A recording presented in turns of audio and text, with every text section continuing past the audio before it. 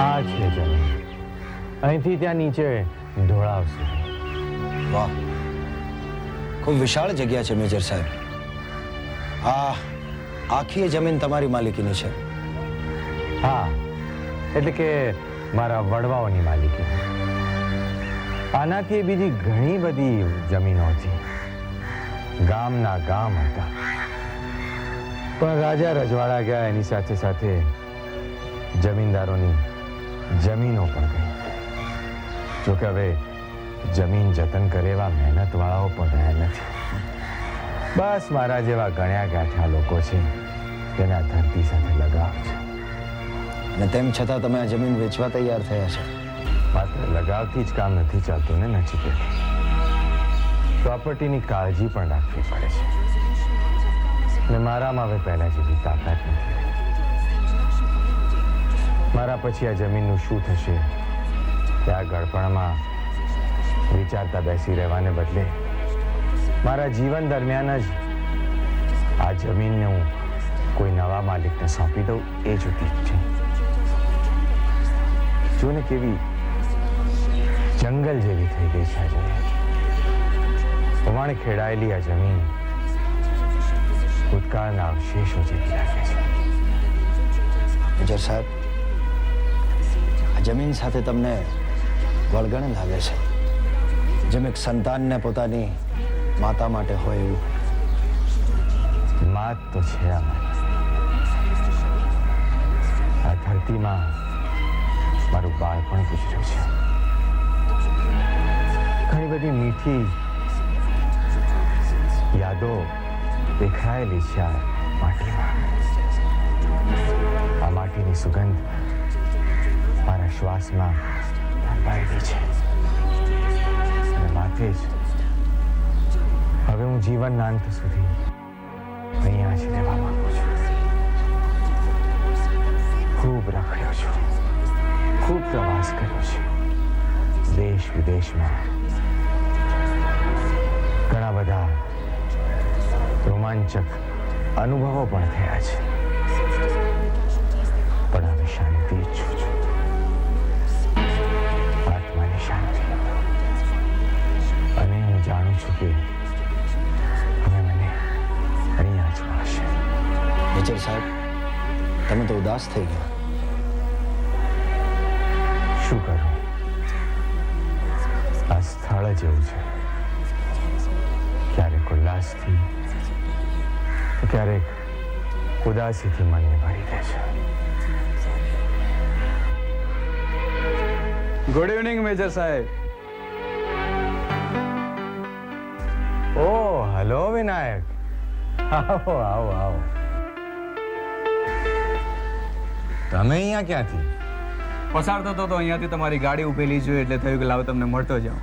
શું વાત છે, આજે અહીંયા લટાર મારવા માટે નીકળ્યા છો? હા, મુંબઈથી મારા મિત્ર આવ્યા છે, એમને આ જમીન દેખાડવા લઈ આવ્યો છે. Meet my friend mister Nachiket Mehta. Hello. Hello, Nachim ઇન્ડસ્ટ્રીઝના માલિક? હા, એ જ. હમણાં થોડા દિવસ પહેલા જ કોઈ મેગેઝિનમાં તમારો ઇન્ટરવ્યુ વાંચ્યો. I C. આપ આ આબુના નવા deputy collector mister Vinayak, young and dynamic officer. આપને મળીને ખૂબ આનંદ થયો. મને પણ. તો ક્યાં તમે ક્યાં નીકળ્યા છો? વેલ, માર્કેટ જવા માટે નીકળ્યો હતો. થોડી ઘર વખરી ખરીદવી છે. ઘરે મહેમાન આવ્યા છે. અરે હા, તમે કહેતા હતા કે તમારી થનાર વાગદત્તા આવવાની છે. આવી ગઈ? જી હા, એ અને એની મમ્મી પણ સાથે આવ્યા છે. ઓહ, ધેટ્સ વેરી નાઇસ. એટલે હમણાં તો તમે બહુ ખુશમાં હશો, નહીં ને? અમારું મોડું મીઠું ક્યારે કરાવો છો? વેલ, જસ્ટ એ તો હવાફેર માટે જ આવ્યા છે. હજુ વાત પૂરેપૂરી પાકી થઈ નથી. એમ?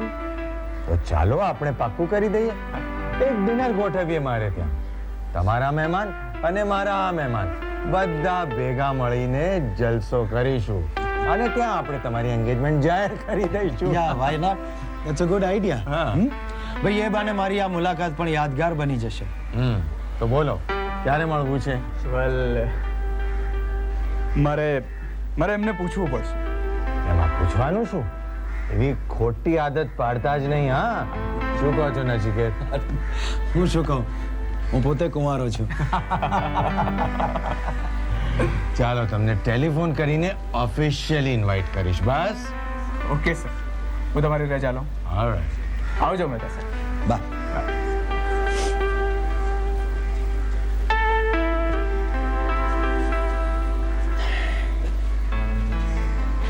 ખૂબ જ મજાનો છોકરો છે.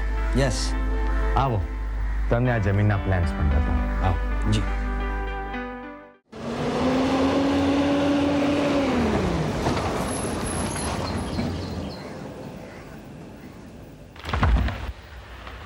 આવો આવો મેજર સાહેબ. નચિકેત, તમે આબુ આવીને આમ હોટેલમાં રહો એ બરાબર ના કહેવાય. તમારે તો મારે ઘેર જ ઉતરવાનું હોય. યા આપની લાગણી બદલ ખૂબ ખૂબ આભાર, પણ સાચું કહું તો there is no formality. I am comfortable here. તમને અહીંયા સગવડતા ભર્યું લાગતું હોય તો ઠીક છે, પણ તમે એ ના ભૂલતા કે તમે મારા મહેમાન છો. તમારી આગતા સાગવાની પૂરી જવાબદારી મારી છે. યસ આઈ નો દેટ, પણ હવે આગતા સ્વાગતા છે નહીં, તમારો પ્રેમ જ ઘણો છે. Thank you. અહીં પાછી ફોર્મેલિટી કરી રહ્યા છો. હા, આઈ એમ સોરી. પ્લીઝ બેસો ને મેજર સાહેબ, પ્લીઝ. Thank you.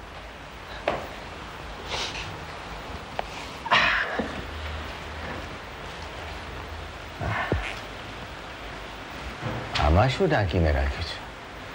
વેલ આની અંદર કેટલાક પેઇન્ટિંગ્સ છે.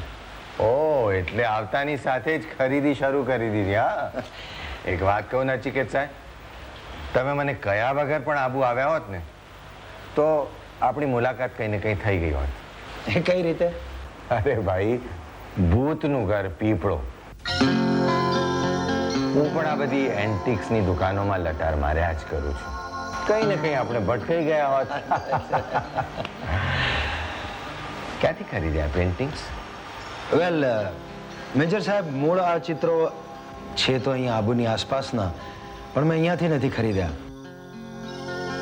આ પેઇન્ટિંગ્સ મારી સાથે મુંબઈથી લઈ આવ્યો છું. ઓહો, તમે મુંબઈથી આ ચિત્રો સાથે લઈને અહીંયા આવ્યા છો? જી હા. લાગે છે કે તમને આ ચિત્રો વગર ચેન નથી પડતો. નહીં, એવું નથી મેજર સાહેબ, પણ શું છે કે મારી આબુની આ મુલાકાત પાછળનું ખરું કારણ આ ચિત્રો જ છે. અચ્છા અચ્છા, વેરી ઇન્ટરેસ્ટિંગ. હું આ ચિત્રો જોઈ શકું? ઓ શ્યોર, વાય નોટ.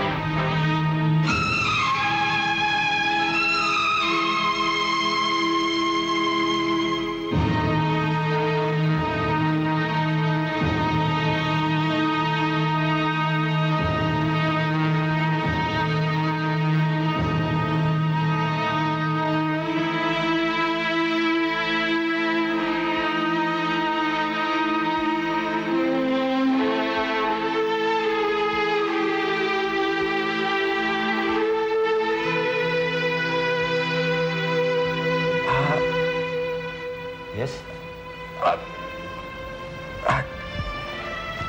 શું થયું મેજર સાહેબ? આ તસવીર જોઈને તમે આમ અચંબામાં કેમ પડી ગયા? આ તસવીરમાં કંઈ આકર્ષણ જ એવું છે. Yes, you are right. મન મોહી લે એવી મુખાકૃતિ છે, નહીં? એવું આવું જ કંઈક.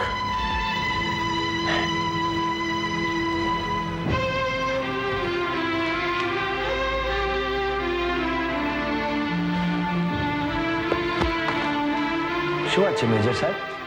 આમ ઉભા છો શું? બેસો ને. ના બસ હું રજા લઈશ હવે. કેમ આમ અચાનક? મને એક અગત્યનું કામ યાદ આવી ગયું. અચ્છા, પ્લીઝ એક્સક્યુઝ મી. ઓકે. હું કાલે મળીશ તમને. જી.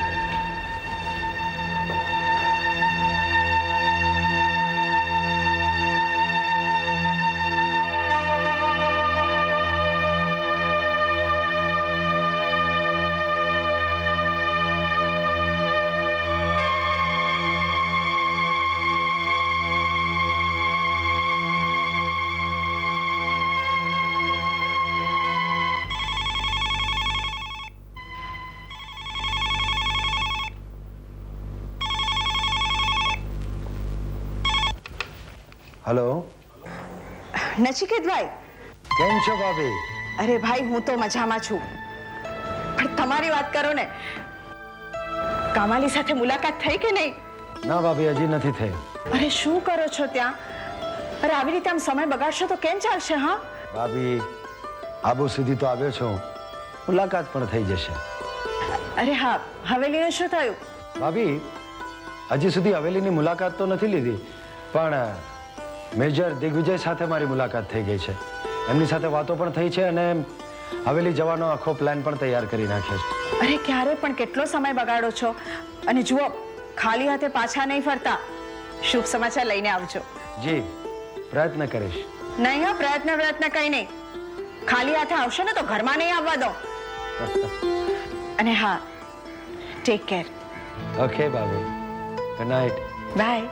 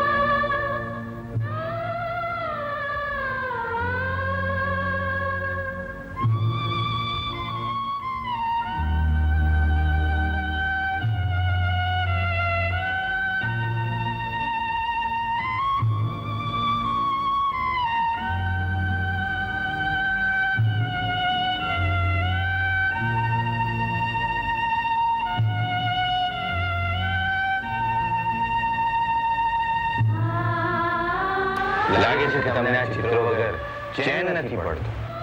નહીં, એવું નથી મેજર સાહેબ. પણ શું છે કે મારી આબુની આ મુલાકાત પાછળનું ખરું કારણ આ ચિત્રો જ છે.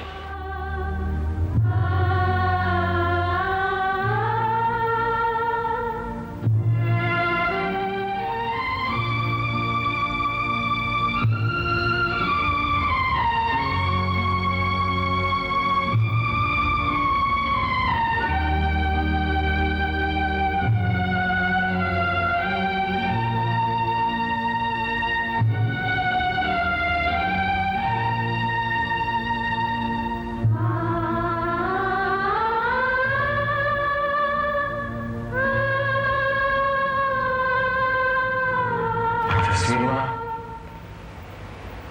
કંઈ આકર્ષણ જેવું છે. Yes, you are right. મન મોહી લે એવી મુખાકૃતિ છે, નહીં?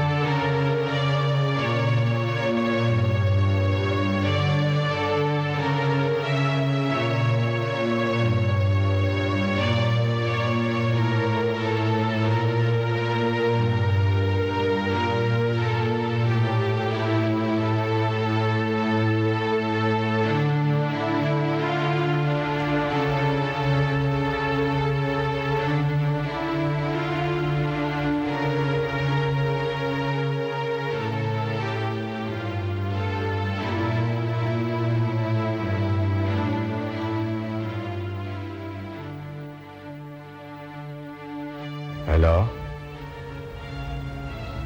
Put me to room number 104, please. Hello Hello, Nachiket. Diggy here. હા બોલો મેજર સાહેબ.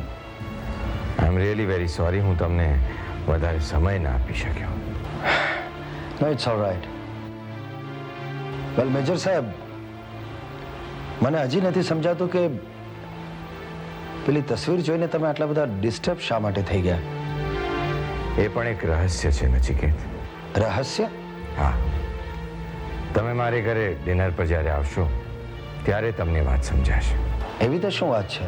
એ વાત જો હું તમને અત્યારે ફોન પર કહી દઈશ તો એ સરપ્રાઈઝ નહીં રહે. મેજર સાહેબ, હવે મને આ રહસ્ય જાણવાની એટલી બધી ઉત્કંઠા થઈ છે કે હું મારી જાતને વધારે રોકી ન શકું. જો તમને વાંધો ન હોય તો હું અત્યારે તમારે ત્યાં આવી શકું? ઠીક છે, આવો તમે. Thank you. I will be there.